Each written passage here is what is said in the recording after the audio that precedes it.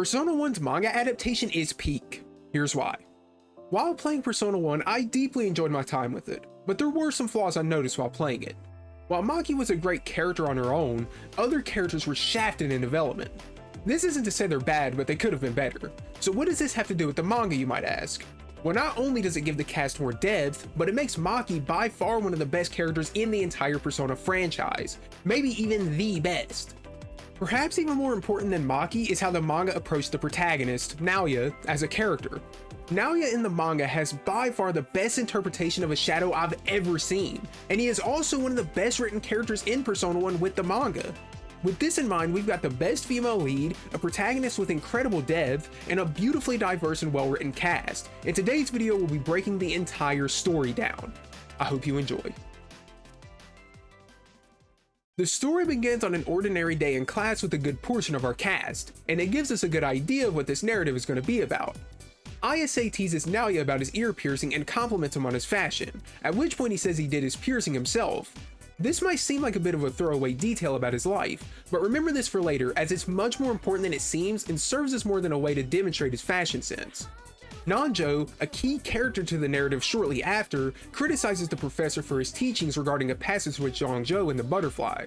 This passage is part of the Zhuangji stories, and has been a philosophical debate for a while, and it's important to the story of Persona 1, so I'll give a brief rundown. It's more or less a metaphor on consciousness and reality. In our dreams, we view ourselves as something different, but in our real consciousness, we also view ourselves as something different. You could say these are the personas we hold inside ourselves. I have dreams of being this, but I'm actually this. In my dream of unconsciousness, I dreamt of this, but I awoke and I was this. People perceive me as this, so with all of this in mind, who really am I? These personas inside of ourselves can shape ourselves in who we are or who we aren't. I'm not a philosopher, so I could be wrong, but this is my interpretation of the passage, and if my name dropping wasn't obvious enough, this is very relevant to Persona as a franchise, so it's fitting that it's the basis of the game that started it all. This also ties into the fact that in Persona 1, everyone can change their personas on a whim, so it's a cool way to tie in gameplay mechanics and narrative. Back onto the story itself. After that confrontation between teacher and student, we get a good grasp on the cast of characters. Nanjo is part of a rich family and acts formal, yet kind of pretentious. Mark is a bit of a hothead that isn't the sharpest tool in the shed. Yukino is assertive and straight to the point. Ellie is formal, speaks in sporadic English, and is very intelligent and interested in the occult. Brown is the class clown, and Naoya is kind of just chilling for now with the cool, mysterious protag energy. After some bickering back and forth, they decide to play something called the Persona game. Rumor is if you play this game, you'll learn all about your future. And well, hits the fan. After playing, the room begins shaking, everyone hears a voice, and a child appears asking for help. Who this child is a mystery, but shortly after, Naoya is transported to a dreamlike realm and comes face to face with a masked man. This masked man is Philemon, and grants Naoya his persona after demonstrating his strong will. But who exactly was that little girl? Well, no time to think about that because he awakes in the school infirmary. After some talking with everyone, it's revealed everyone had that mysterious dream with Philemon. The school nurse tells everyone to go to the hospital for a more in-depth checkup, and since they're already going there, they decide to check in on Maki Sanomura. Maki is a girl that goes to their school's St. Hermelin High and has been bedridden from an illness for a year, so it's a good way to kill two birds with one stone. Get a checkup, see Maki, I mean, what could possibly go wrong? On their way there, Nanjo is met with his butler Yamaoka, who is worried for Nanjo after hearing about the accident from the Persona game. Nanjo more or less tells him off embarrassingly, and they head for the hospital. Maki is happy to see everyone, and Mark's crush on her is shown in full display. Maki's condition seems to be better than normal, which is great. At least it seems to be. She recalls these dreams she's been having where the people around her are good and nothing bad happens. Once she recalls herself, however, things go south. She starts panicking, which concludes the first chapter of the story. This is a very strong first chapter and establishes the rest of the story even better than it might seem on a first read. Chapter 2 kicks off in quick fashion with Maki's mother trying to stop a machine of some sorts. According to her, this machine could put the entire city in danger, which is unfortunate considering in her attempt to stop it, she's shot by the director of the operation. Even worse considering her daughter is currently having a panic attack in the hospital. Even worse, and yup, that makes total sense, don't question it, Maki holds some resentment toward her mother for being too busy for work. Since Maki has been bedridden for a year, she's gotten very lonely, which led her to making that aforementioned dream within herself of an ideal world. As the cast are thinking about everything that's happened, that similar shaking from before happens yet again, and they find the entire hospital's layout has changed. They head toward the reception and find demons? Nanjo's butler followed him out of fear, and he ended up sacrificing himself for Nanjo. That alone won't save them though. There are demons all over the place, and they have no way to fight back. But in her life or death situation, Naoya and the others remember the dream of Philemon and become the first Persona users we ever see in the Persona franchise. They fight back with a never-before-seen power and tear the demons limb from limb. After defeating the demons, Nanjo is forced to say his farewell to Yamaoka. He decides to stay behind, but the others force him to tag along for safety purposes. This moment is important for Nanjo, however, because it shows his true character. He is a lonely person, and Yamaoka was the only one to ever be there for him, and now he's lost the only person he had a true bond with. Persona 1's cast all have this dynamic of loneliness, emptiness, and facade. They put on a mask to hide maybe not their true selves necessarily, but their struggles. Him and Mark have a small altercation about him wanting to stay behind, which is a dynamic that evolves throughout the narrative. While the current main cast are fighting through the hospital, Ellie from before ventures out into town and saves Maki's mother, and when it returns to Naoya and the others, it becomes clear that everyone is trapped inside of Mikage-cho, the setting for the story. They all get together and Maki's mother reveals that a man by the name of Takahisa Kandori, the owner of the SEBEC company, is behind the scheme, and that the machine she was trying to stop before was the Diva system, which is the cause of everything happening thus far.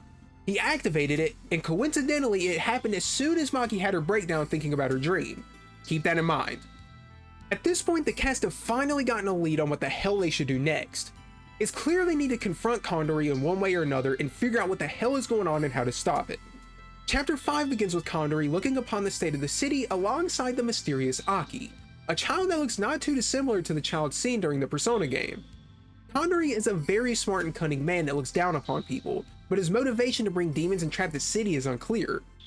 The team then rushed their ass back to St. Hermelin High to get Maki's mother the care she needs, because, she literally just got shot.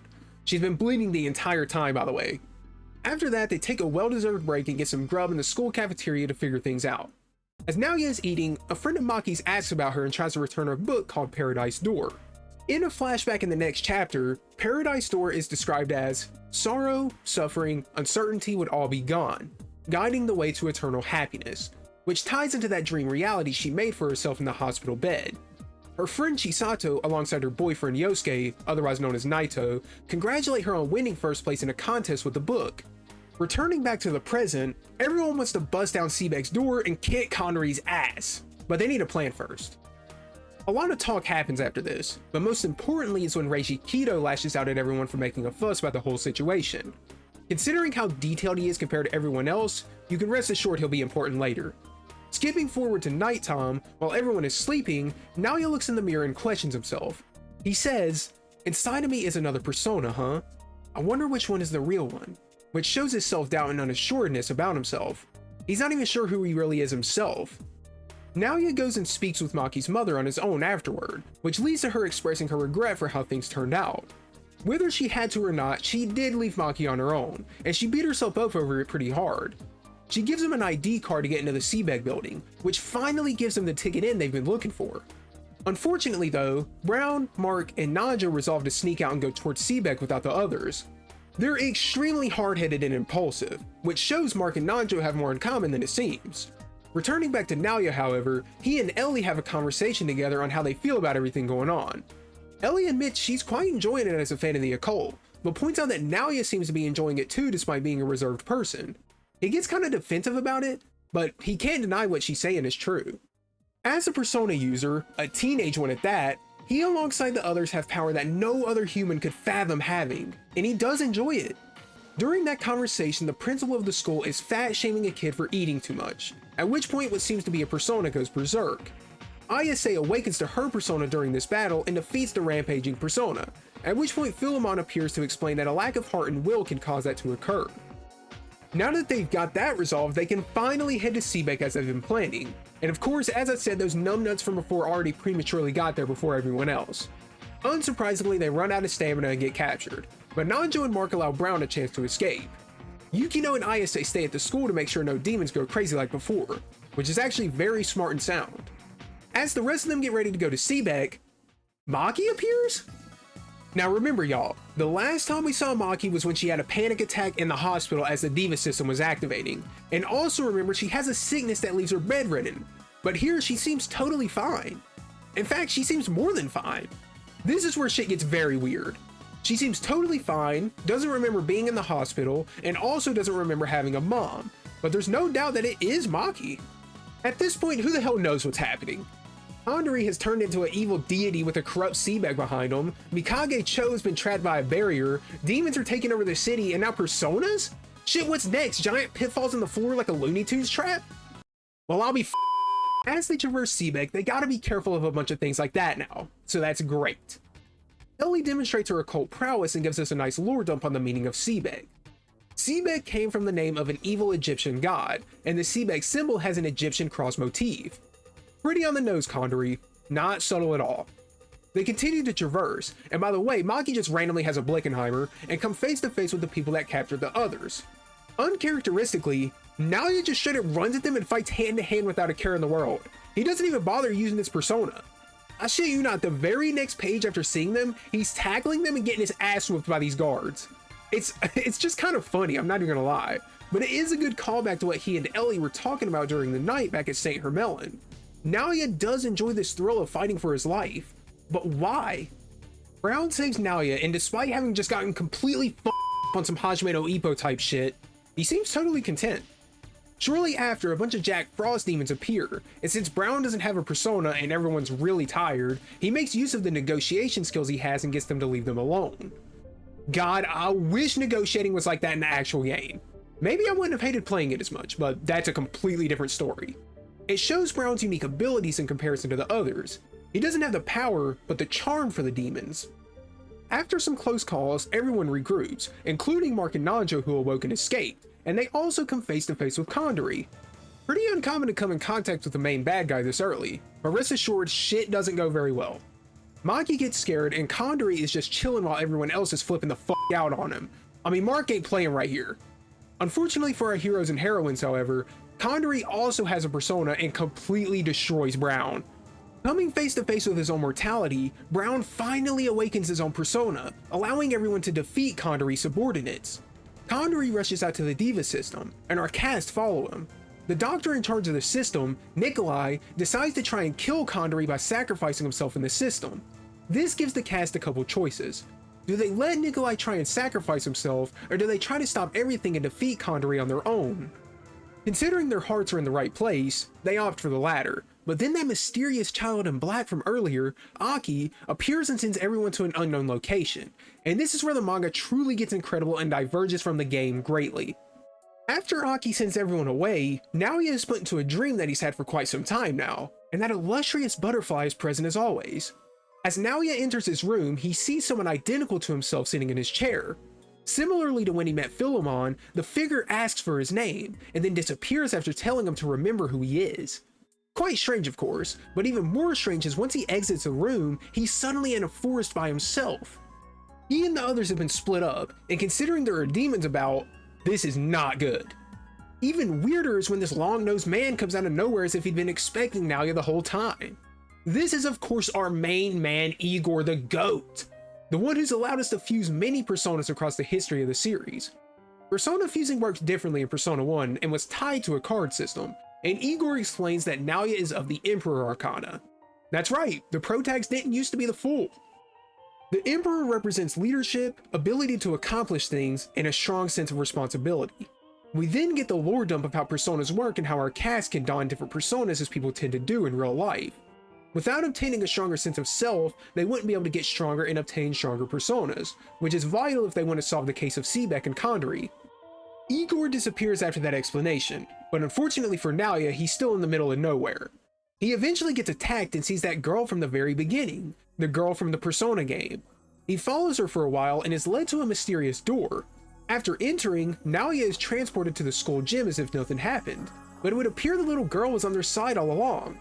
Makes sense, but why are they in the gym, and the old gym at that? Something is clearly off. Once everyone reconvenes, they meet someone who's been missing for 2 months now, and we also learn Maki's friend that congratulated her for the Paradise Door book went missing alongside him. Everyone comes to the conclusion that they aren't in the past, but rather an alternate version of Saint Hermelin, and somehow Chisato and Naito have been here for 2 months now. This explains why Maki suddenly appeared and seemed different than the one everyone knows. He's from this alternate Saint Hermelin reality, but this means their old Maki is still missing. Great. This world's Saint Hermelin was fairly similar to the main one, but once that girl in black appeared, the demons and problems began. She also kidnapped Chisato, which would explain why she and Naito are not together despite having arrived in this world at the same time. With no better ideas of what to do, and since it's just the right thing to do, they decide to go and rescue her. Naito says that Naoya and the gang have a good sense of self, but as we've seen from Naoya's perspective, he kinda doesn't. He has a version of himself others see, a version he sees himself as, and the various different masks he holds. This is brought up repeatedly for a reason. More importantly is the fact that the city is currently split into 2 halves, and the one where they need to go to save Chisato is the D side. It's covered in a dark fog, and the girl in black can control the demons there. This just keeps getting better. With the fact she can just control half the city in this reality, it's safe to assume she's partly the reason the team are in this reality, just in case this wasn't obvious enough from before. Despite how horrendous the situation is, this side's Maki is still as cheerful and energetic as ever, to a weird degree. Before they go to this mysterious D side, they decide to look around the school for some clues as to what's going on. Maki and Naoya go together and eventually Ellie tags along too, but before they can get much done, Aki pulls up and starts wrecking the school. She spawns in this rat tank thing called Tesso and tries to murder everyone, and she very nearly does. There's demons all over the place and their attacks ain't doing nothing. In the midst of fighting, Naoya almost dies as he protects Ellie from an attack, and as he's laid out like a sack of potatoes, he has another dream. He sees someone under a blanket with their face covered, but he really does not want to see them. Before this can happen, he comes to, but the situation has gotten even more grim. Nearly everyone is out of commission, and Naoya is the last standing. As he faces his own mortality yet again, he strengthens his will once more. Not only does he stand despite his severe injuries, but he calls upon an all-new persona, Argetlam. Let me just say, this point in the manga is where I really started to love the art style. The panels are super flashy and dramatic, and it works wonders for the story. After using his new Earth-based skills, he manages to defeat this rat robot thing and summons yet another persona, this time Marduk. No, not that Marduk, I'm not doing a Marduk analysis, but the god Marduk. Aki ain't happy about losing, naturally, and vows to kill all of them. Add that to the massive bucket list of things to worry about, I guess. The following scene is actually really cool because we get a big ass lore dump of everyone's Arcana and how it applies to them. Ellie is the Judgment Arcana, which represents absolution, good judgment, and spiritual salvation. Reversed, it means self-doubt, vanity, and failure. Nanjo is the Hierophant, which represents conformity and authority. Reversed, it means isolation and loneliness. Maki is the High Priestess, which represents thoughtfulness and hidden knowledge. When reversed, it represents loneliness and deception. Mark is the Chariot, which represents courage, willpower, and discipline. When reversed, it represents inconsideration and impatience. Brown is the Justice, which represents clarity, objectivity, fairness, and equilibrium. Reversed, it means laziness, unfair outcomes, and dishonesty. From what we've seen from everyone thus far, these explanations make total sense and it fits them as characters. Nanjo brings up a good point that they still gotta get to the D side to stop Kandori and save Chisato, so they go ahead and do that. Maki drops an important lore bomb that nothing outside of Mikage-cho in this alternate world exists. They stop by a convenience store to gear up and head to the subway station, which is the only way to get to the D side. This subway station is massive and has a weird gimmick that can just randomly disorientate your sense of vision. This is a reference to the dungeon's gimmick in the game itself. As Naoya is getting attacked by demons and almost gets charmed into attacking everyone else, Reiji Appears, you know, that crazy looking dude from the start, pulls up and destroys them. Not too shockingly, he isn't happy to see the others investigating Kandori. I say not shockingly because, I mean, let's be honest here. He ain't the nicest person out there. Reiji clearly has a personal vendetta against Kandori and doesn't want anyone stepping in. Ironically, 2 seconds later, Reiji gets into a fight he would have died from had they not helped him. Good going there, Reiji. Once they finally get to the D side, shit quickly hits the fan for the 80th time when someone known as the Harem Queen starts patrolling the city. She apparently rules the D side, but instead of immediately trying to fight her, they try to get information out of her. Surprisingly, they do get the information they want, but at a cost. They get handcuffed and taken to a place called Karma Palace, which is where the queen resides. She supposedly appreciates beauty and art, Not too dissimilar to the person we've been searching for, but I'm sure that's just a coincidence. Naoya beats the shit out of someone and snatches the keys off them so they can advance further into the palace. Weirdly though, his earring is gone. Surely that's just a coincidence as well, just like him beating the hell out of everyone else he sees. Okay, enough jokes. Something is clearly amiss about Naoya, especially when Nanjo calls it out. He says Naoya has been acting strange, and then his response is, "Then tell me, what am I like?" Which is both in character and out. It's true Naoya himself doesn't have a strong grasp of himself, but to ask something like that? That's strange. Before Nanjo can respond, they decide to head to the queen herself to figure out what's going on with these paintings and whatnot. They come face to face with her, and Mark makes a smart remark about them being unremarkable. That's a lot of marks, that was no pun intended, that's just how I ended up writing that, wow. This pisses off the queen as you'd expect, and she ends up showing one of Maki's paintings in comparison to her own. How could she possibly have one of Maki's paintings? Because it's Chisato herself, of course. She starts turning everyone to stone with a mirror she was given by the girl in black. This mirror can make any of her dreams come true at the cost of moles appearing on her face.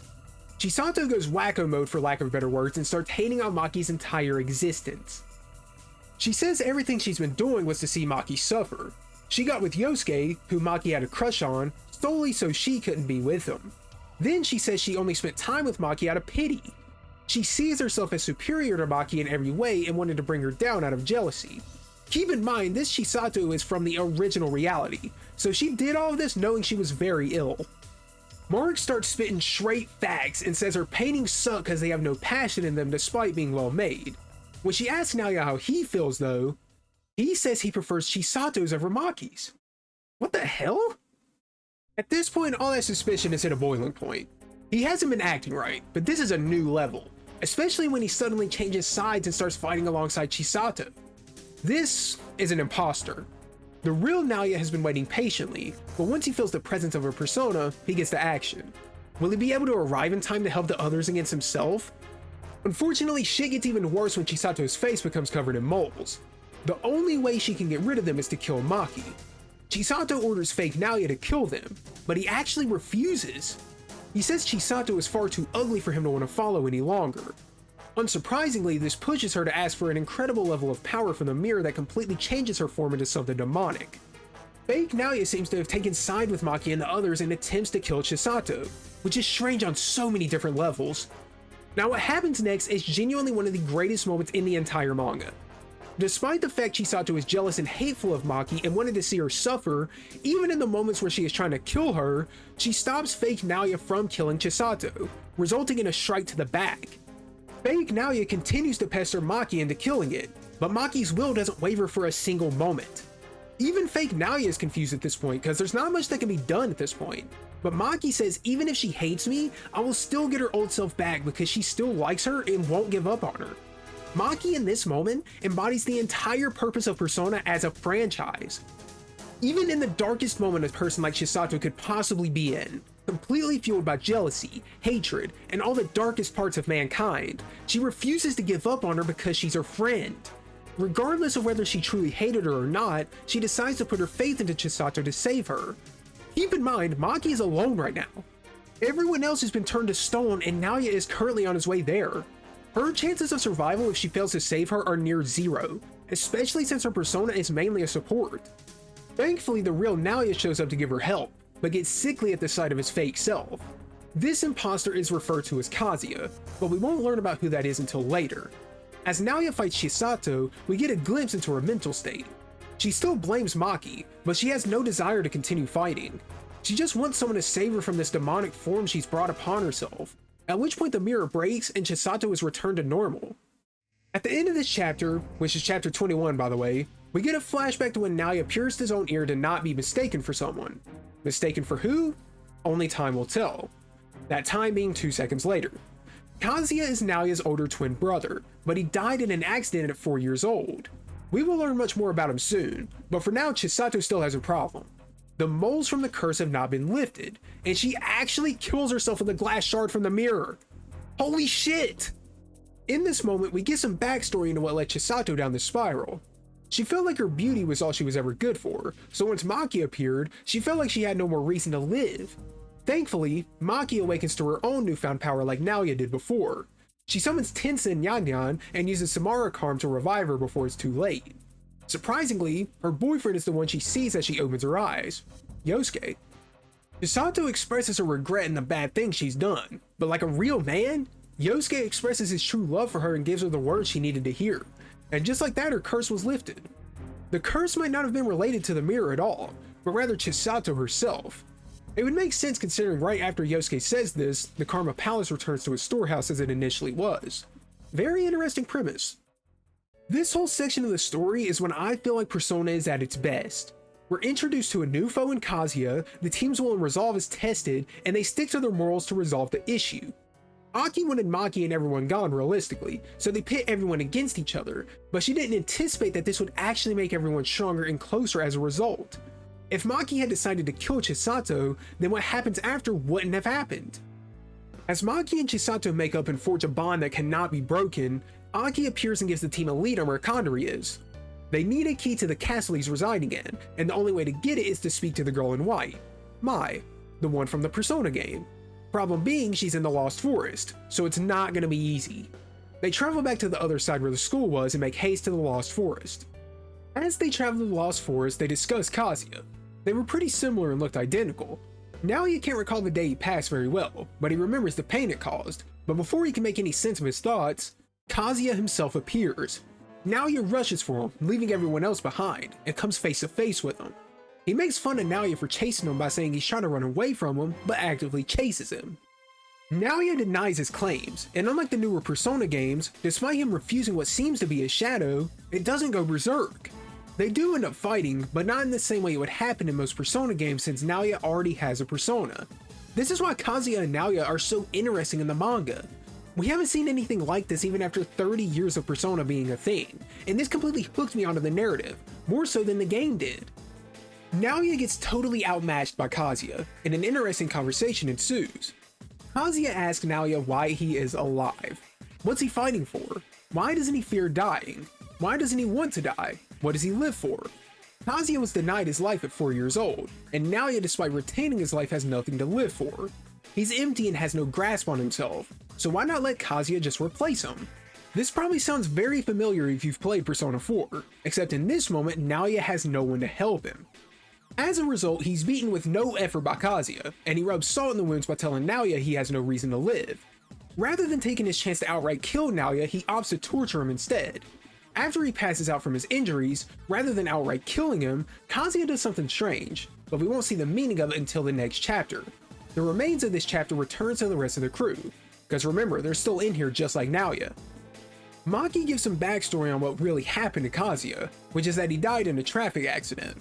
Since Naoya was at home with a cold when it happened, the current Kazuya most likely holds resentment toward Naoya for being alive. Shortly after this conversation, they're attacked and separated from one another. We then lead into what seems to be another dream of Naoya's, and this one is really dark. Naoya lifts that cover up to reveal the person he saw in the dream when he was fighting that rat thing of Aki's, and it's of course Kazuya. A deceased Kazuya. Naoya's mother appears behind him and starts choking him out. Wow. Unfortunately, we won't see the rest of that dream until a bit later, but like holy crap dude, that took a dark turn really, really fast. So we return to the team as they're split up. They've been put into duos. Mark and Maki, Brown and Ellie, and Nanjo is by himself, though not totally in duos. This chapter is vital for everyone's character development. Mark thinks back to the real world Maki and the differences between the two. Despite the fact he might not be able to date his world's Maki once everything is over, all that really matters is her safety above all else right now. It shows that even though Mark is a bit unwise, his heart is in the right place, but as he says that, an illusion pops up to provoke him, which is the main gimmick with the Lost Forest. It keeps people away by messing with their psyche, and in this case, Mark is being taunted by what looks like Naoya being intimate with Maki. This isn't actually happening as evident by the actual Maki, or well, the actual other world Maki not noticing what's going on. In Brown's case, he set it back when Ellie notices that he uses joke telling as a coping mechanism. People used to laugh at him, so he makes others laugh back. He then envisions the cast laughing at him as people did before, and then we get to see Nanjo's perspective. Since he's by himself, his situation is more dire, and it calls back to the discussion at the start about him and his Arcana, the stuff about his loneliness and whatnot. He's confronted by what appears to be Kandori, who taunts him about thinking about avenging Yamaoka. He He taunts him by calling out his biggest fear, that being loneliness yet again. So with this whole aspect of everyone seeing bad things because of the Lost Forest, we can presume what we're seeing during Naoya's dream sequence is probably a part of it. This doesn't make it any less grueling to see though, as his mother chokes him and says he's unwanted and he should have died instead of Kazuya. What seems to be his mother is telling him to die because she doesn't want him. Remember that Kazuya is part of the reason this is even happening. He's the one choking out Naoya right now as he envisions all this, and he actually gives up and allows himself to die. Had the girl in white not saved him, our story would have ended right here. I just want to emphasize real quick how much better this whole dungeon is in the manga than the game. In the game, you enter the Lost Forest, explore until you find the girl in white, and that's genuinely about it. All this stuff with Kazuya, with everyone seeing deception, none of it is in the game. It is astounding how much better this adaptation is at making the story more suspenseful, deep, and impactful. Stuff like this is why I'd recommend people just read the manga if they don't want to play the game. Or just watch this video, I'm just saying. Kazuya isn't too happy about her interrupting their business, and surprisingly the girl in white asks the same question. Why are you living? Kazuya answers for him and cuts deep. He says it's because he doesn't know anything about himself. He gets misunderstood for who he is because he doesn't know who he is. And this is absolutely true. Throughout the manga, people have constantly misinterpreted his character. Oh, he's so perfect, he's got good grades and whatnot. But Naoya himself admits he doesn't know who he is, which is why he plays it cool and mysterious. It's also why when Kazuya took over Naoya's place during the Karma Palace section and started beating everyone's ass, Nanjo questioned it, but didn't think it was totally out of line to the point where they need to address it immediately. It's also why Kazuya said, "What am I like then?" just to poke at Naoya's poor lack of self and how people perceive him. There's so much foreshadowing that happens in this manga that it's genuinely amazing to read this back after a first read, and it's what compelled me to make a recap of the whole thing. Back onto the story though. Kazuya is also after the magic mirror that will give them access to the palace that Kandori is in, but she summons a massive demon teddy bear to push everyone away. Kazuya just says, "Yup, I'm out, good luck." But he also says don't get yourself killed. If Kazuya really wanted Naoya to die, then he could have done it several times over in this scene alone. So why does he never actually pull the trigger?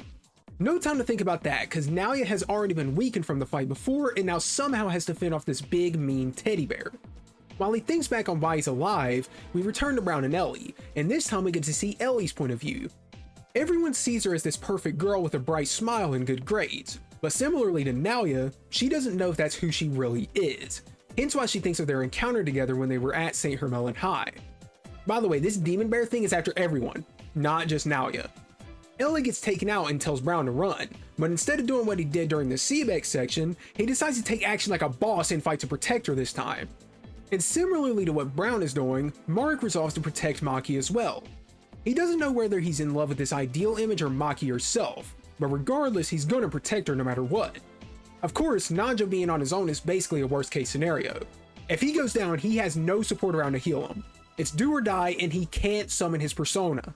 Here is where the three boys evolve to a newfound power to take out the bear adversary, which is a dope ass panel by the way, I mean holy shit. And once it disappears, everyone is back together. Naoya broke a bone, but it's mostly okay, thankfully. He gives everyone the rundown on what happened, and as he stares at the bear they just defeated, he finally admits it to himself. He truly doesn't know why he lives. This is the first time he's acknowledged the burden he carries, which is the first step toward growth. They still need to get the key to that palace they're looking for, and when they suggest he use the bear as bait, Naoya says no. Even though that bear tried to kill them, it was Mai's, and she saved Naoya during that sequence when he got to the alternate world in the first place. He respects that and just gives her the bear back, at which point she reveals her secret gingerbread house she's been staying in, showing she now has some trust in him. Mai has this magic mirror that Aki also has because they're one and the same. Mai is the good one and Aki is the bad one. They used to be together, but they split when Kandori came, which is why the city is split in half. Mai has power on one side, Aki has power on the other. The reason Mai stays in this house is because she can't fight, but if Aki and Kandori continue getting more powerful, then the whole world is going to be doomed. Mai respects Naoya for what he did during that horrible moment with his fake mom, so he trusts the magic mirror to him, finally concluding the Lost Forest dungeon of the manga adaptation, and what a fucking banger dungeon it was. I think this dungeon is the biggest difference in quality when comparing the actual source material to the adaptation as far as Persona goes. It's insane how much better it is here.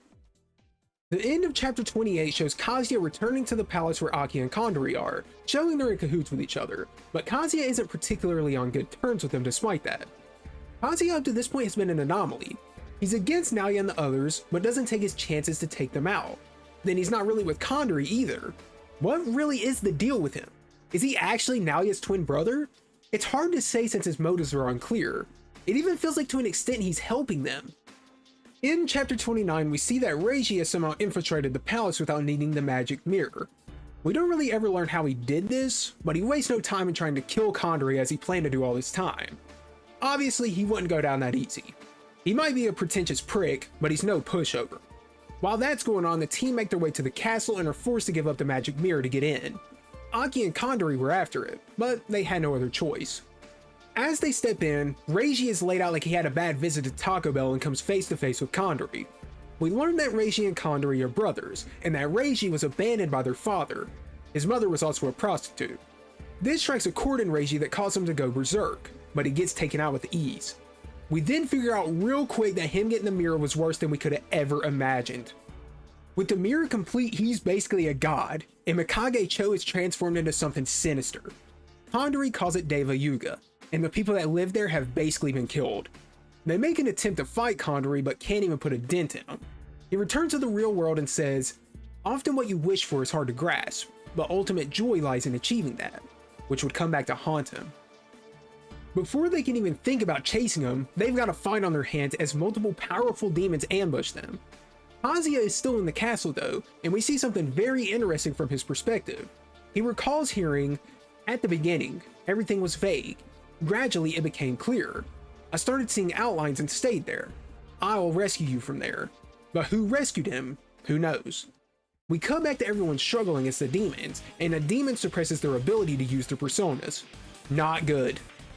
They have no choice but to try and fight hand to hand, but many of them are taken out of commission. As things continue to get worse, Ellie awakens from her unconsciousness to see Naoya helping her. But this isn't actually Naoya, it's Kazuya. Why the hell would he be trying to help them all of a sudden? Well, it isn't exactly the nicest help considering he kisses Ellie to give her a cure for her muted persona instead of just giving it to her. And this is what I meant by his motives being unclear. Who knows who he truly is at this point, because even at this moment he's critiquing Naoya's character. He says that killing is what gives him life despite it being stressful, and then leaves Ellie to fight on her own. He's the only one with a persona right now, but it's not good enough. She needs something stronger, and since she's grown stronger as a person since all of this has started, she awakens to Seraph Armati. She fully heals everyone and takes out the demons. Then Maki revives those who were unconscious. Everyone else realizes that Kazuya was in big part the reason they won the fight, so Nanjo asks the question we've all been wondering. What are your true intentions? To which Kazuya says, who knows? So we're still at square one. And then he strikes the ground underneath everyone to bring them to the basement floor of the palace. Thanks, Kazuya. I say that sarcastically, but this actually was a good thing. In this basement is a strange demon unlike the ones they've faced up to this point. She recognizes Maki and wants to see her, but also attacks her, which is strange. Reiji tries to kill it, but Naoya protects it. Reiji kind of spits facts and says that's dumb as hell to do, but Naoya explains that this demon could be Maki's mom. Why is that the case? Who knows? And despite this world's Maki never having a mom, it still seems familiar to her. They're able to resolve this fight without killing her, and lo and behold, it definitely is her mom. The other world Maki's mom anyway. She's just as confused as to why she doesn't exist in this world, and the last thing she recalls is being in the infirmary. She had dreams of looking for Maki, fearing she would lose her, and eventually lost sight of everything. In the room is a terminal to go back to the other world where Kandori is at, and Maki's mom decides to stay back and operate it so they can stop him in his scheme. Before they go, Maki says, "I am jealous of your Maki. I wish I had a mother as gentle as you," which as a parent is probably the single best thing you could ever hear. Maybe a little weird from an alternate reality version of your own child, but I digress. They return to their own world, and Aki brings up a good point. Now that Kandori has the power of a god or close to it, he could take out all of them in a flash if he wanted to. If he really wanted to be a god and kill everyone, or bring judgment to humanity, then why did he go easy on the kids? He said it's because he's bored, but that's a half-assed excuse if I've ever seen one. This is another major diverting point for the manga, because in this point of the game they return to SEBEC and fight Kandori once again, but here they're put into the school, and the Snow Queen is taken over. I like this approach a lot more because it means Maki can actually play a role in the Snow Queen route, which makes a lot of sense than how they try to do it in the game if you ask me. So in this Snow Queen segment of the manga, the school has been frozen over and sent to another dimension. They have to defeat the 3 guardians, which are more or less ghosts of girls that died before. It was a big rumor floating around the school for a while, and now that rumor has come to life. They head to the student council room, but Maki and Naoya fall in with one of those fabled pitfalls from all the way back in the SEBEC building. Awesome. After they fall, Yukino and Ayase explain exactly what's going on. Someone found a strange mask in the storage room, and Miss Psycho, the teacher from all the way back at the beginning, ended up with it. The word is that the students who wore this have all died, but it was a coincidence. I'm sure it's totally not cursed, but oh wait, it was totally cursed. She puts the mask on and hears the mask call to her. She then freezes over the school after being cursed. Beautiful. Naoya and Maki are now alone after falling into the pitfall, and since it's so cold, they end up sharing Naoya's jacket together, giving us our first real glimpse at the romance between the two. This wholesome moment is cut short when Maki asks a tough question. She asks, "Hey Naoya, do you like yourself even just a little?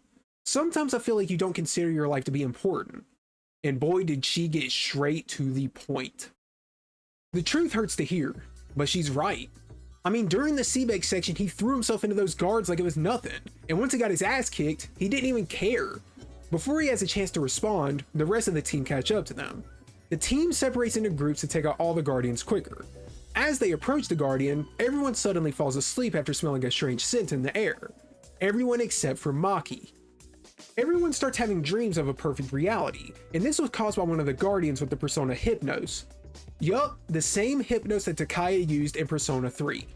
Nanjo has dreams of Yamaoka, Brown has dreams of his friends, and Naoya has dreams where Kazuya never died. Naoya says he pierced his ear because it looks good on him, and despite this being a dream, Kazuya says that's wrong. All this happening as Maki fights the Guardian on her own. The Guardian asks Maki why she refuses to sleep. Maki then says it's boring if you don't ever wake up, and it becomes escapism if you never wake up from your dreams. Keep in mind, this is the alternate world Maki saying this, alright? I need you to remember this because it's really important. After she says that, everyone wakes up. Everyone except for Naoya.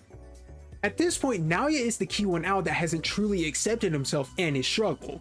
He's taken the steps, but he's struggling more than anyone else. Returning to his dream, Kazuya says he pierced his ears to tell the two of them apart, which helps him finally wake up. So somehow Kazuya, despite being a material being of his own, ended up in Naoya's own ideal reality. Then it turns out Kandori was observing the dream the entire time. What? I didn't mention him, but the one who told the cast about the Guardians was a mysterious masked man, and that man was Kandori, or at least what seems to be him. Again, Kandori could just kill them right there if he wanted to, but he instead desires to observe them. Kazuya says it best and says he came to see a dream of his own. What that dream is will have to wait until Naoya and the others confront him themselves. They defeat the Hypnos wielder and get a flashback to how they came to be. They played in the Snow Queen play at St. Hermelin many years before, and after a lot of abuse and bullying, she wished to escape reality, which Hypnos did for her. In doing that, she gave up her life, which played a role in creating the Snow Queen rumor. Nanjo rightfully calls her out for what she's done, and she asks why they awoke from their own dreams, which gives us some more insight into the characters. Nanjo says he awoke from his because people cannot grow and evolve if they don't wake up and continue living. Brown says basically the same thing in a more eccentric way, and Naoya says he only woke up because everyone called for him. The girl then realizes if she had followed a path like them, she could have avoided having her life taken by Hypnos, which of course plays into the power of bonds thing the entire franchise has become known for. Everyone takes note on how strange it is that Maki was the only one that didn't fall asleep like the others did, because that means she has literally no struggle at all. Humans are imperfect people inherently and everyone has regret, so for her to have nothing to fall under the Snow Queen's ruse, that's suspicious to say the least. They still gotta get out of the school and confront Kandori though, so they make their way to the last guardian. Once they get there, it takes the form of Maki, but with a grotesque face. As they fight this abomination, we get another look into Kandori, who's been watching all of this unfold, but instead of him having his normal cocky demeanor, he seems more dejected than anything. After they defeat this version of Maki and realize they're still in another dimension, Kandori in the mask tells them exactly how to get to Deva Yuga, the world Kandori made as a god. So without Kandori's help, they wouldn't have been able to stop Kandori. Pretty crazy.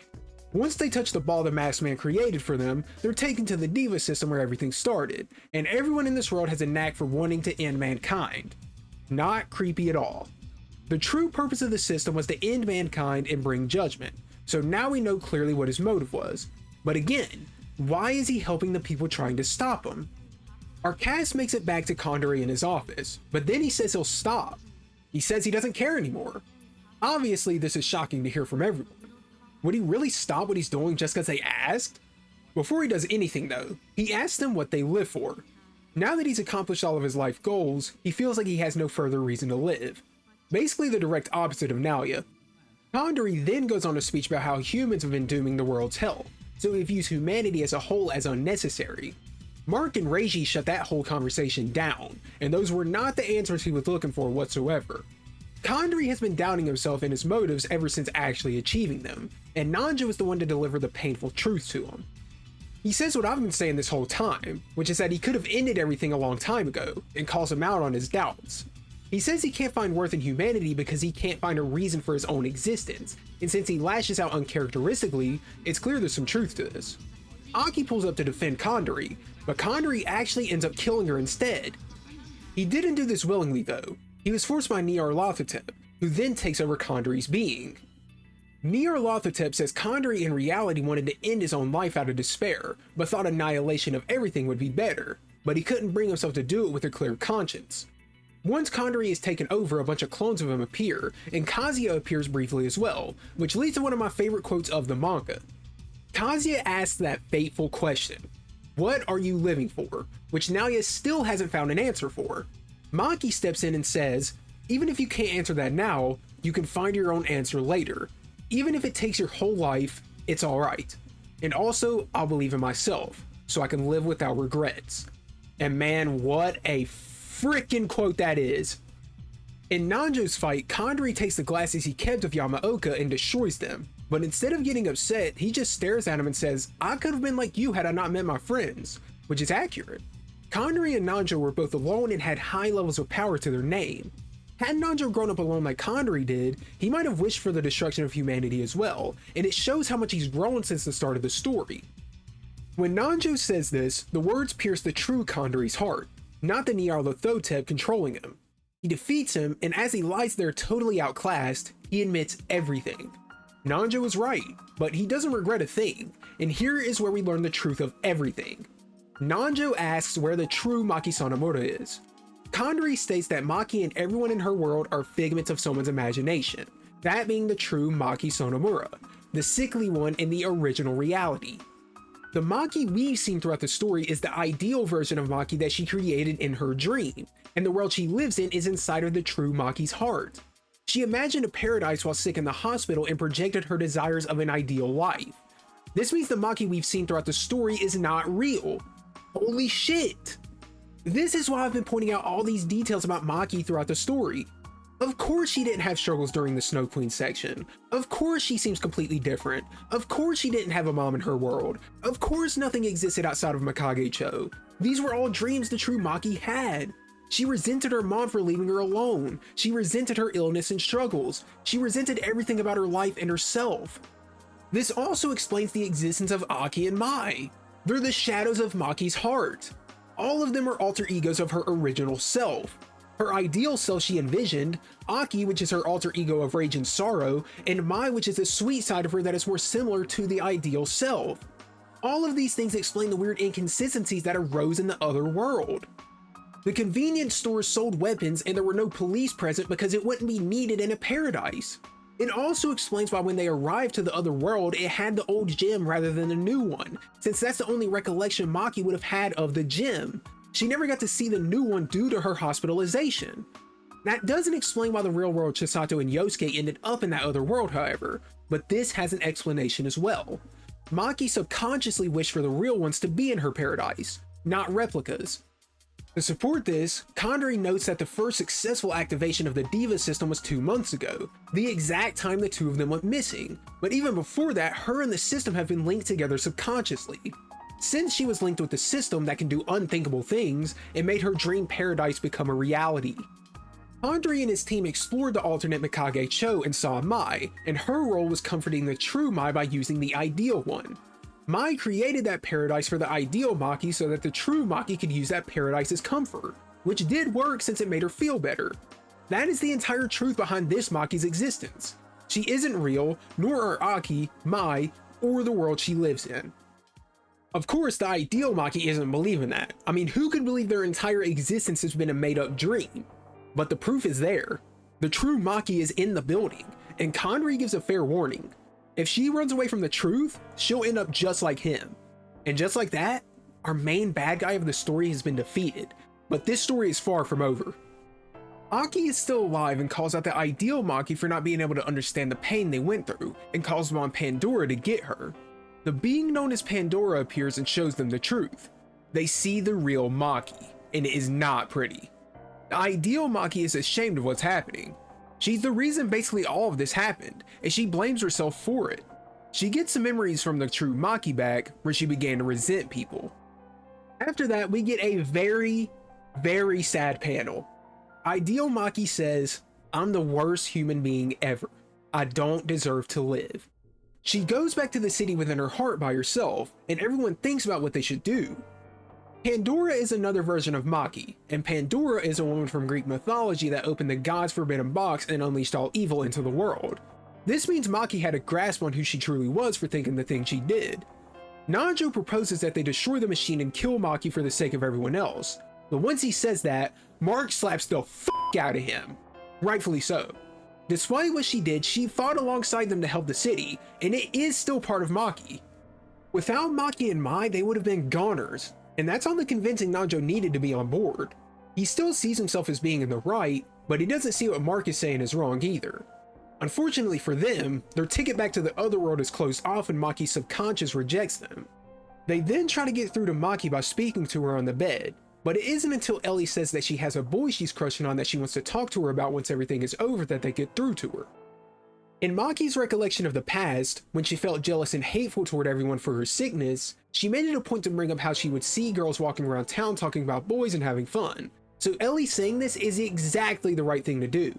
It shows that Ellie really heard and felt what Maki was going through and made an effort to prove that they really care for her, and it works. Mai appears and gives them instructions to return to the other world, and that they do.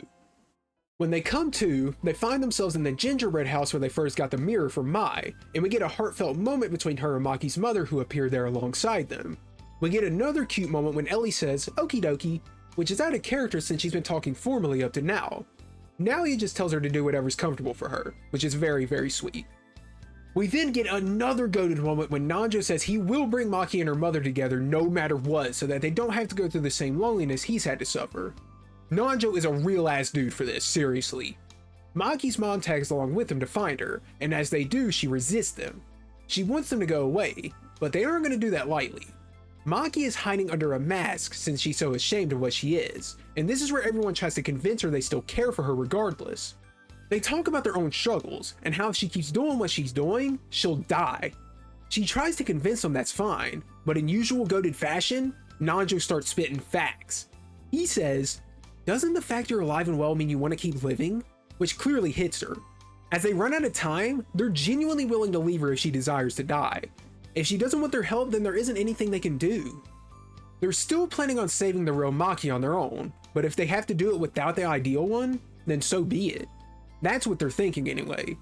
Even though this seems cold, before they turn away, Nanjo says this: "Even if you forget about us, we'll still remember you. We fought together and been through a lot of things. Whatever you may think of us, we'll never forget a friend like you. This will leave behind wounds that will never heal. Not just for me, but for everyone who knows you. If you want to keep moping, then fine. By taking the easy way out, you'll just trample over other people's feelings. Think about that. Let's go." And holy shit, what a quote. This quote alone shows just how much Nanjo and everyone else has changed. As everyone turns to leave, Maki decides to face her fears and quit running from them. All of a sudden, the former ideal Maki has struggles all of her own. Quite poetic, really. She wanted everyone to come for her, but she got scared when push came to shove. She then says that despite her not being human, she loves this world and everyone in it, and her feelings are still real no matter what. Which, I mean, come on, bro, how much better can this story get? A lot better, in fact. When Naoya hands Maki back her compact, he feels how cold and shaky her hand is. She's still in total fear of who she is and what will happen once everything is over. Yet despite that, she pushes forward through her fears to be the person she wants to be, despite not being a true person. It's crazy, and this is when the manga becomes an actual 10 out of 10. Maki gets comforted by her mom over how much pain she's gone through, which is just insanely heartbreaking and heartwarming at the same time. Mai then appears, and after some talking, Maki's mom decides to stay in the gingerbread house with her. Then, after a long time of absence, Kazuya makes another appearance, this time vowing to actually kill them. He says he's not on Kandori's side, and only wants to kill Naoya for his own reasons. This would explain why his actions up to now have been sporadic. He wants to kill Naoya on his own terms, not through any other means, so of course he wouldn't allow them to die to some random demons. That's why he saved Ellie. This time the team finally gets the upper hand on Kazuya, a well-deserved win. Until Aki appears and rekindles memories that Naoya had long forgotten. It's the day Kazuya died. While he and his mom are out, he bought a manga and rushed home, and in doing so turned a corner into a car that cost him his life. After that is the scene we've seen a few times now, but this time it's the truth of what happened. Their mom confused Naoya with Kazuya, so this begs the question, was our Naoya really Kazuya the whole time? And did Naoya die in that accident? That's what goes through his mind anyway, and it causes him to panic. Kazuya puts a blade to Naoya, and as everyone calls out to him, Kazuya says he doesn't even know who he is anymore, which is a callback to everything we know about him thus far. Maki says something simple yet profound. Naoya is Naoya. Even if he's truly Kazuya, the Naoya there is Naoya. There's a few ways to interpret this, but considering Maki isn't actually Maki, but she still is Maki, she's basically saying the same thing for Naoya. Naoya is Naoya even if he's not Naoya. Pretty crazy. Aki appears again, this time with Pandora, and basically consumes them all. They aren't dead, but they basically become one with her temporarily. This leads us into the final volume of the manga, Volume 8. This final volume is some of the best shit I've ever read in my entire life, and it's the only time I've cried while reading something. I've cried while playing games, listening to music, stuff like that, but I've never cried while just reading until I saw this volume. The beginning of chapter 40 calls back to the butterfly story from the start, and after that we see the rest of that scene with Naoya and his mom. He says that he is Naoya, and doing so made her cry, so he vowed not to say it anymore. We then learn about his father in his absence, and the struggle Naoya and his mom had after the accident. Once Kazuya died, his father was still not around often due to work, and his mom couldn't view him the same way without feeling guilty, since he and Kazuya were twins. This meant Naoya had no one to rely on. No one. This is why he pierced his ear, so people wouldn't confuse him for Kazuya like his mom did. Naoya has been having this dream repeatedly, but doesn't recall the times when Kazuya actually died. It's because he was scared and blamed himself for it.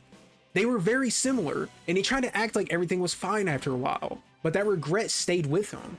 Thoughts like Kazuya should have lived instead, and it would be better if I weren't here, crept in his mind day by day.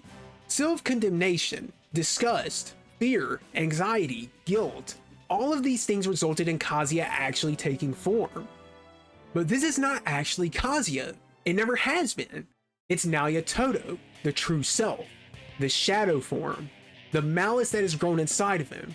This is why Kazuya has been trying to replace Naoya the whole time.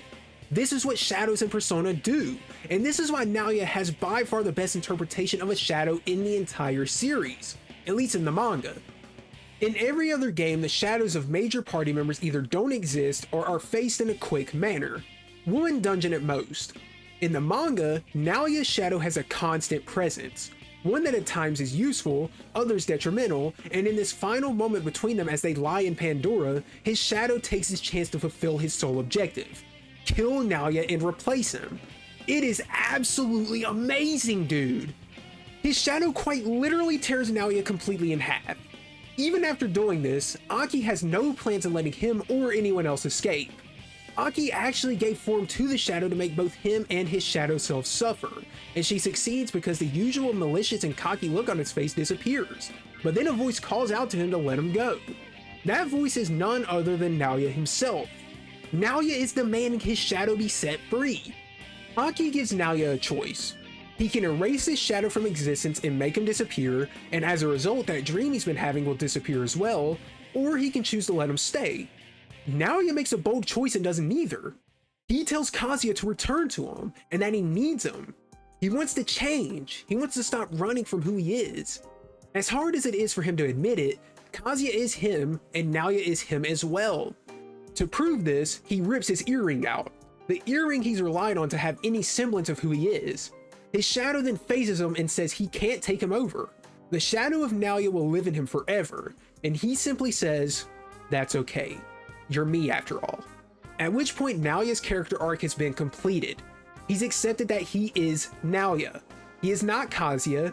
He did hate and resent himself all this time, but no longer. He won't forget or lose himself ever again. After accepting his own shadow, he appears in a strange room, and yet another form of Naoya appears, this one playing an arcade game. This is the Naoya he first met in the room when they first got taken to the alternate reality. He explains that they're currently at the bottom of a place called Alaya's Shrine, which is a place connected to the collective unconsciousness. They got dragged down to the bottom of the Sea of Souls by Pandora, and the place they were at before was his own subconscious. This is why despite being torn in half, he was alright. This figure explains that if Naoya had truly died, someone would have taken his place, one of the several me's he had inside of himself. This Naoya has no interest in that, and this is when he and Maki are finally brought back together. The Naoya lookalike throws him back his earring, which grants him his ultimate persona, Vishnu. As Maki and Naoya leave, this is genuinely one of the greatest moments I've seen in the history of Persona as a franchise. Across all the books, games, and anime I've seen, this one takes the cake as one of the most impactful and memorable ones. Maki says while they were swallowed by Pandora, she heard his voice, about how he wanted to change and wouldn't give up on himself. Considering what Maki herself has endured, with not being real and whatnot, this is something she definitely needed to hear. The two of them are pretty similar all things considered, but Maki needs to meet with the real her. She's still connected to the diva system, and she needs to speak with her before it's too late. Naoya brings up what we all know to be true. If they defeat Pandora and save Maki, the real one, then the ideal one will cease to exist, just like Kazuya did. He asks if she's scared, but there's no other choice. All he can muster saying is, "I'm sorry," but all Maki wants to do right now is hold his hand. She's still scared and cold from the fear, but if she holds his hand, then she gets some feeling of warmth again. It makes her feel at ease, and it makes her feel real. This gives her the strength she needs to face herself. This time the shadow faces the real. The two of them enter the realm where the real Maki resides, the Sea of Souls, and she's in a sorry state.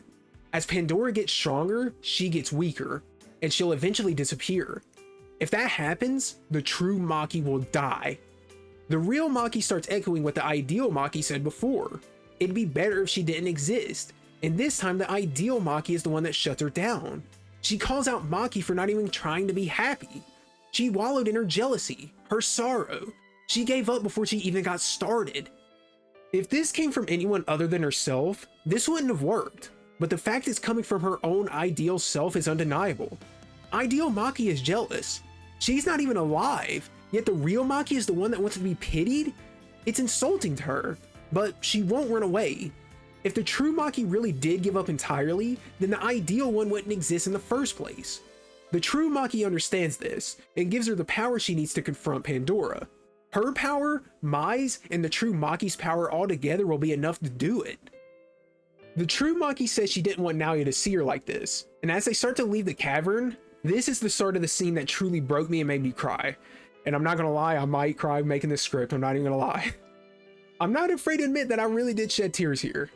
Maki asks Naoya to hide the fact that once everything is over, she'll disappear from the others, and Naoya obliges. She feels happy to have such good friends, but Naoya doesn't feel as kind as she sees him. He didn't visit her often because she was so gloomy. This isn't because it bothered him, but he just felt sorry. When he would spend time with her, they would get called out for it annoyingly, and she looked like she wanted to cry. He felt indebted to her, but Maki cuts him off to say he really is as kind as she thought. As they approach the exit, Maki pauses. She's about to come face to face with the end of her existence, and all she can do is push forward and defeat Pandora for the sake of for everyone and Maki herself. Who could possibly move forward with something like this like nothing is wrong? She's about to die. She's met all these wonderful people, gone through so much, grown so much, and she has to come to terms with the inevitable end. No matter what the outcome is, she's gonna cease to exist.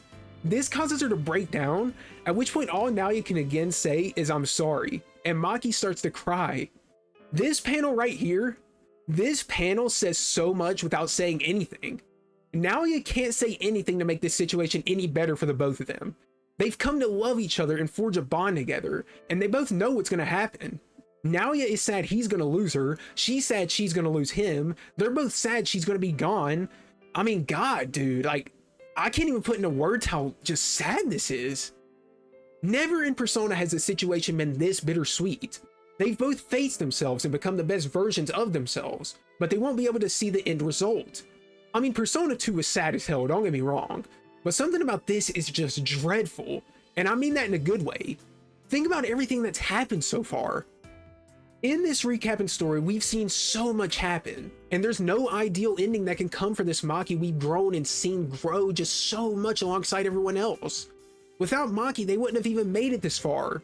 They couldn't have had a chance to save Mikage-cho and the real Maki. I mean, wow. Just wow, man. Once they leave, they head to the shrine where everyone else has been waiting for them, and just to make the whole ordeal more tragic, Chisato asks Maki if she wants to go to an amusement park with everyone once everything is over. Since this Maki is about to disappear, she can't do that no matter how badly she wants to. All she wanted was a normal life with her friends, and she's got it, but now she can't enjoy it. It's just fucked up, dude. And the only ones that know are her, Naoya, and Nanjo. Nanjo knows just because he's a really smart one, he deduced everything about Maki in the first place, but he decides to keep it hidden as well. In the final page of chapter 42, we see her just say, "Just keep going forward," which is, it's amazing, man. Her willpower is so good.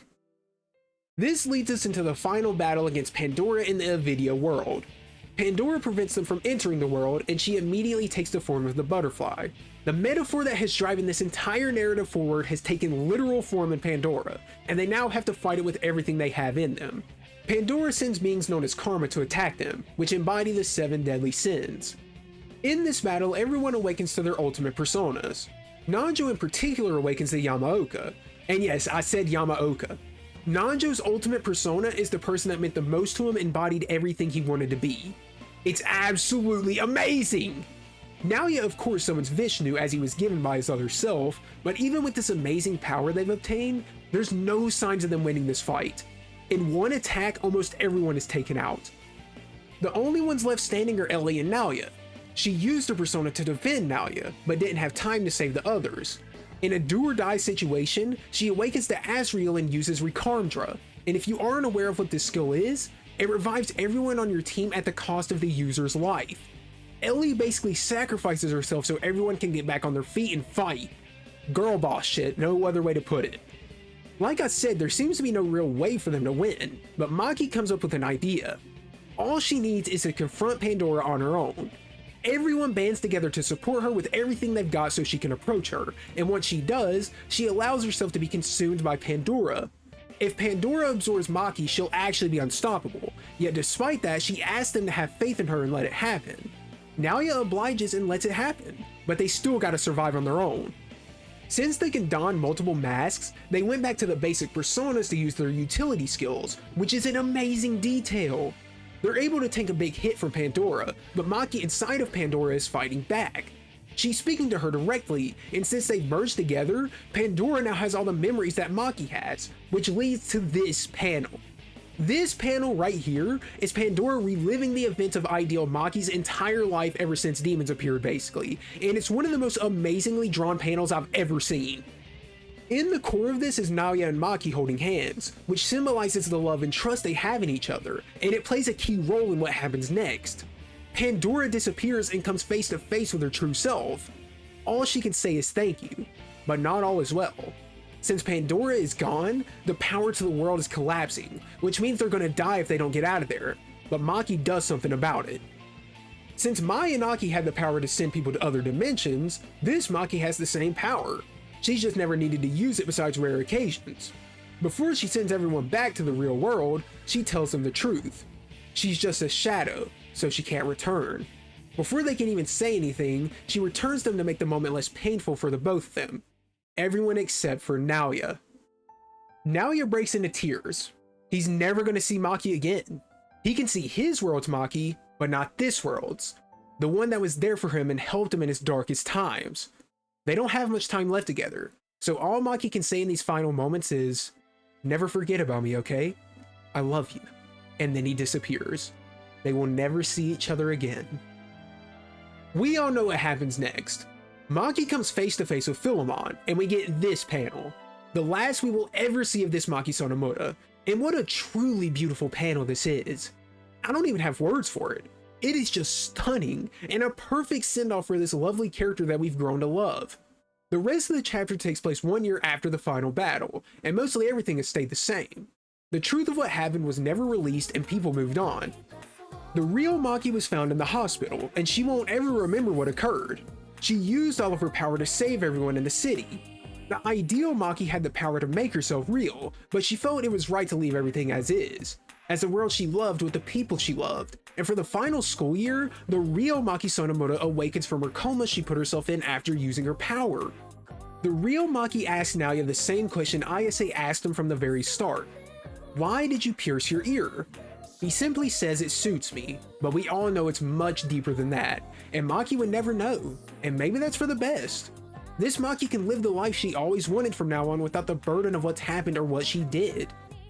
On graduation day, everyone plans to go to the amusement park like they planned before Pandora, and the manga ends on them heading to practice their ceremony rehearsal for graduation, marking a new beginning for everyone as they leave high school and enter the next chapter of their lives, the future they all fought so hard for as the great people they grew up to be.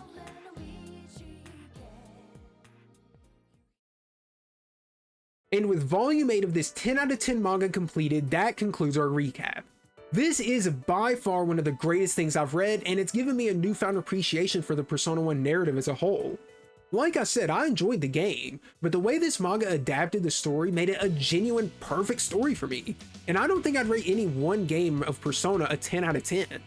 Naoya and Maki are easily some of the best, most well-written characters in the series because of this adaptation, and I hope I made everything easy to understand. The entire dynamic with Naoya's shadow did not exist in the game, which is one of the best parts of the entire story.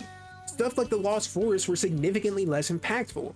It feels like every improvement that could have been made with the story and characters happened, and that is truly impressive for an adaptation to achieve. We've been talking long enough, and I think the source material speaks for itself. This manga is amazing. I don't need to go much deeper than what we've touched on.